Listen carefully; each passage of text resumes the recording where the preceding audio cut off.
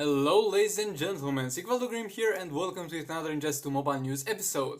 And this is going to be a very interesting one because of some reasons that I'll get into later in this video. But first of all, for those of you new to the series, this is a series where we talk about the arena character in this season and if he's worth farming or refreshing with gems for. We talk about the challenges and if they are worth your energy, and we take a look at the store and see what chests are up there and if they are worth your gems. And also go into the special offers and see what's worth your money. So yeah, basically in this series we talk about what's worth your money, your gems and your time. And I do this after every arena season, so if you want to stay updated on this topic, make sure you hit that subscribe button and let's get into the video. So first of all, we got a little bit of a challenge here. If you are a new player, you most likely have never seen Raiden on challenge. First of all, we will talk about Raiden himself, excuse me for the sound.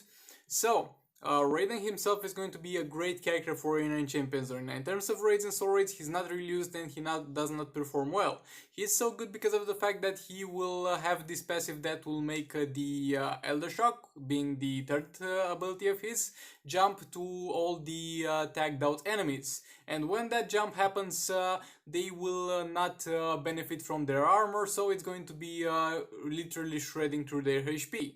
So like this, you will use this and leave the opponent's full team at 1 HP to be killed in one hit when they enter the fight.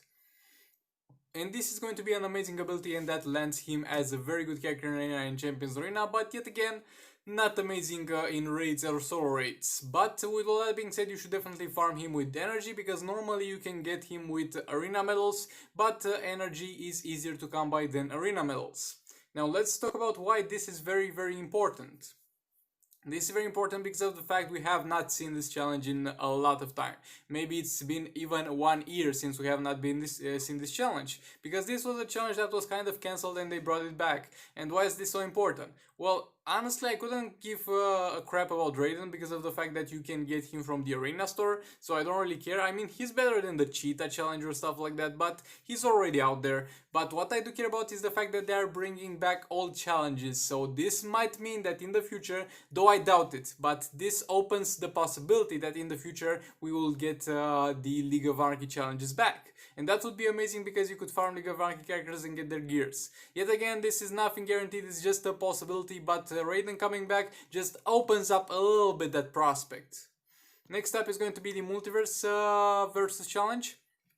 And this is going to be great because all the shards that drop from here are going to be good characters, and on top of that, from this you are able to drop gears for Multiverse the Flash and for Multiverse White Canary, because none of them are in the arena store anymore. So yeah, definitely farm this one to get your gears for them, and the characters that drop from here are going to be all good. Now let's look at the arena season character. The arena season character for this arena season will be Lord Joker. He's one of the most underrated damage dealers in the entire game, actually, because of the fact that he's a Batman Jack character and he'll be able to synergize with other Batman Jack characters, and that's going to make him deal massive amounts of damage, and his special tree will cost only 4 bars of power and will deal also tremendous amounts of damage. And against some bosses it can be chained into some sort of an infinite combo. The Eternal Foe will be useful only in Arena and Champions Arena when you're fighting against Batman, and other than that, there's nothing much else to be said about this character. He synergizes very well with the Batman Ninja team. You can build this guy in one of the best damage dealers in the game, but, and this is a very big but, to make him work, you will need to have Batman Gorilla Grodd and Batman Robin, because without Batman Gorilla Grodd and Batman Robin, he will perform like absolute crap. So unless you have the both of them, don't build him, and I still suggest going for Catwoman instead of him, because of the fact that she's also able to hit Horrific Scarecrow, and this guy is not. Okay, now let's get into the store section, and over there we also have something a little bit strange to see, at the very least. Maybe they got some Mortal Kombat event or something, but I would really like to think that they are bringing stuff back, and we're going to start with that. The Mortal Kombat chest.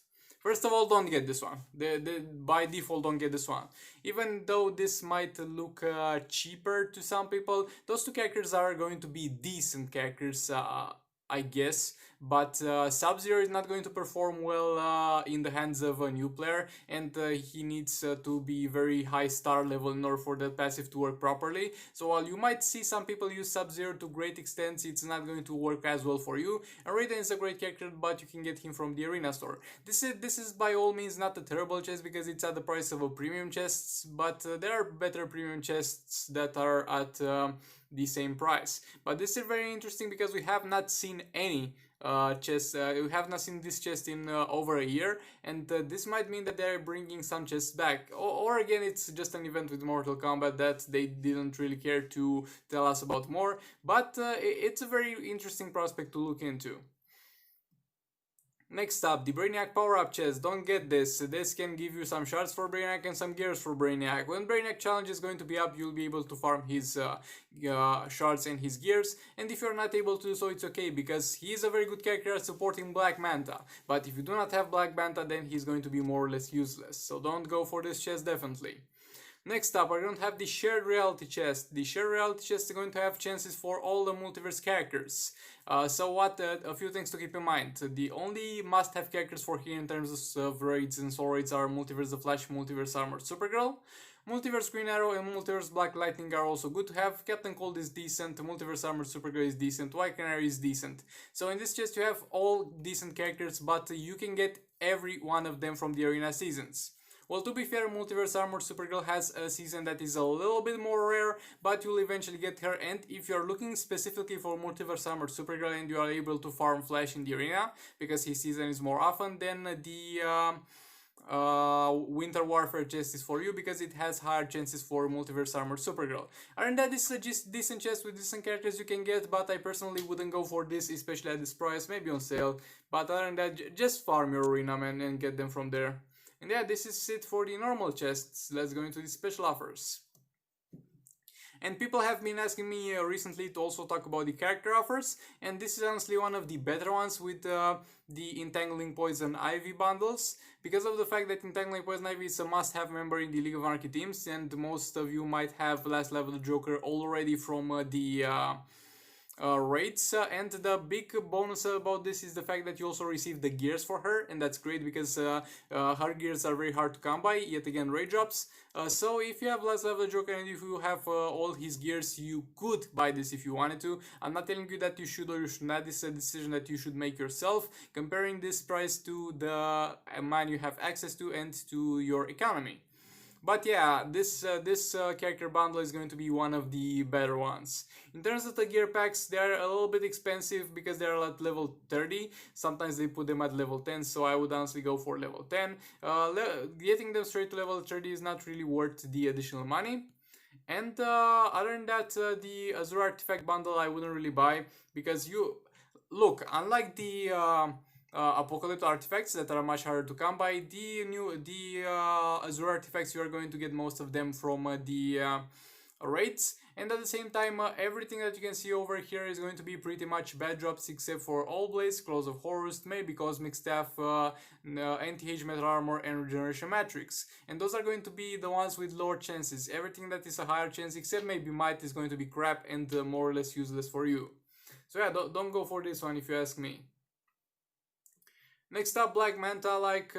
The prices for legendary characters are over the top, but if you are willing to spend the money and if you can afford it, again, not saying you should or you should not, it's up to you. If it was up to me, I wouldn't buy it because it's too expensive. But if you ever wanted to buy a character in terms of a legendary character, Black Manta might be the best pick for you.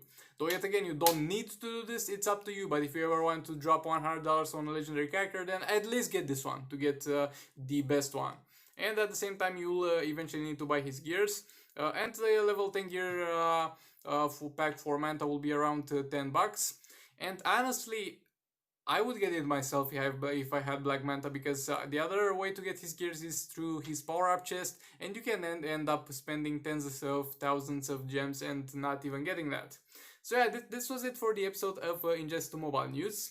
It's very exciting with the new chests and new challenges. Maybe it's just something random they did and it has no meaning. Maybe it opens up the prospect of seeing more of the old chests, the better chests that we have seen before. Maybe it opens up the prospect to see the League of Anarchy challenge coming back so we can farm their shards and their gears. So yeah, this got me a little bit excited, not gonna lie, but most likely we are going to be let down. So yeah, with all that being said, thank you very much for watching. Make sure you like, comment and subscribe if you found this video helpful. Dislike it if you dislike it. Maybe hit that bell button to stay updated on the videos that I do. And I'll see you in the next one.